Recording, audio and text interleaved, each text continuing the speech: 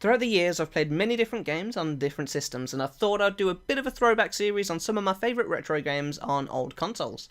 Today we are going to be looking at 5 games that I am very fond of on the Sega Megadrive / Genesis. These games are in no particular order, so let's get started.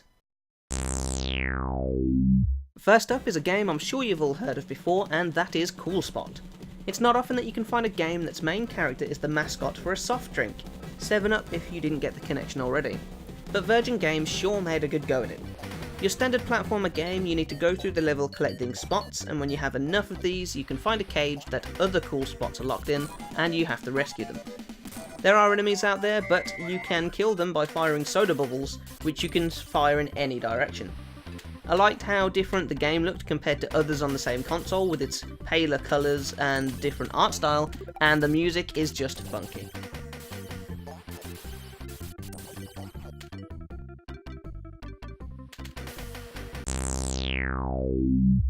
Next up we have Mechs, a game that I remember playing with my dad back when I was a child. The aim of the game is to go through the level shooting enemies and trying not to die until you can get to the boss of that level, and of course then your goal is to defeat him.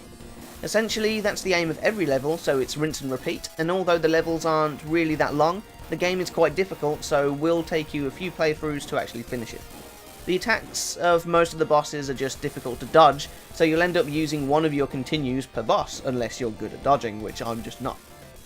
There are different weapons that can be picked up through the level and items to power up that weapon you're holding, but I always seem to favour the flamethrower. It's not every day you can just pick up a controller, go into a game, and start roasting soldiers in a grisly death. Plus, whenever I would finish a level with the flamethrower, I'd do a little victory dance with it. Another game like Mechs is Rambo 3.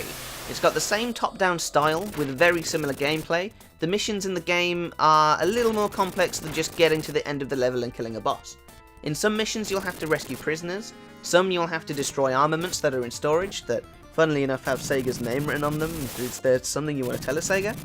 To do this, the tools you have available to you is a machine gun that never runs out of ammo, a knife for close quarter combat, a bow and arrow that you can charge up to destroy enemy vehicles quicker, and bombs that are on a timer, used to destroy watchtowers, buildings, enemies, anything really that you can think of. There are 6 missions in all, so don't use all of your items in one mission unless you want to try to hunt down enemy soldiers and kill them with the knife, as that's the only way to replenish your items when you're all out. Fun fact, some parts of the game switch to a behind character view and you have to destroy an enemy vehicle with the bow and arrow. This is a nod to the Taito arcade version of Rambo 3, in which the whole game is played in this way.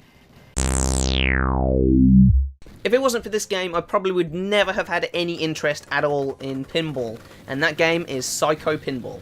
The game includes 4 different machines which have their own theme, which all have their own types of minigames in them that you can unlock by hitting different shots, like a real-life pinball machine. These minigames can range from just pressing one of the flipper buttons to do something, or a proper game where you have to move a character, jump around, that kind of thing. There's not really much to say about this one since it's a pinball game. You choose how many balls you want, and play the pinball machine, trying to get as high score as you can. Now that I've played the game again while I'm an adult, I've noticed something that completely went over my head when I was a child. On the Ocean machine, when your ball goes down, you see an image come up on the scoreboard of your armadillo character drowning, and on the Wild West machine, when it happens, you see your armadillo hanging on a hangman's post.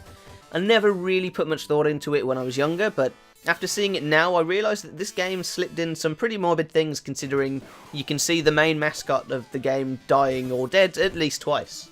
Pretty odd for a pinball game, really. But it is still a very fun, frustrating little game, especially when you're trying to get that one shot off to unlock a minigame, and you keep missing by just a slight fraction. But being able to play this game again and listening to all the amazing music was just fantastic.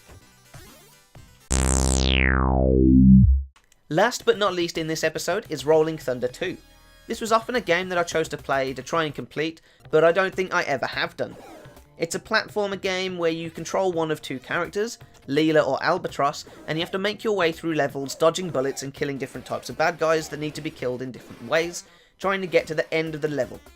One of the things that I like about this game is the fact that unlike Rambo 3 and Mechs, you can actually run out of ammo. Well, sort of.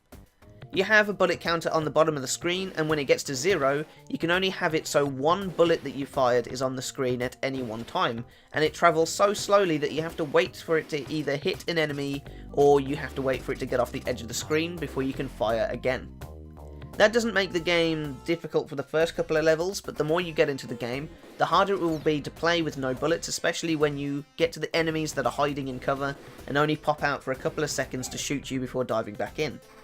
This game uses an older password style of save, so if you do die, you don't have to completely restart the game from level 1, which is always good, and it has what can be considered as cutscenes, but they're essentially just a still picture on the screen with some text underneath. Now that I'm older and have a lot more game sense, I'll be playing through this again to actually find out what is at the end of the game, but at the time of this video it just has not happened yet. That's it for this episode, guys. I've tried to keep it to games that you may not have heard of before, or at least games that have had less time in the spotlight.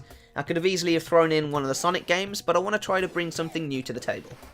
Let me know if you like this type of video and I'll do more, and if you want to give me recommendations on your favourite games, I'll find them and play them, and see if they find their way onto a video similar to this. Or I could make a, oh my god, what the hell are my viewers trying to get me to play, this is awful type video.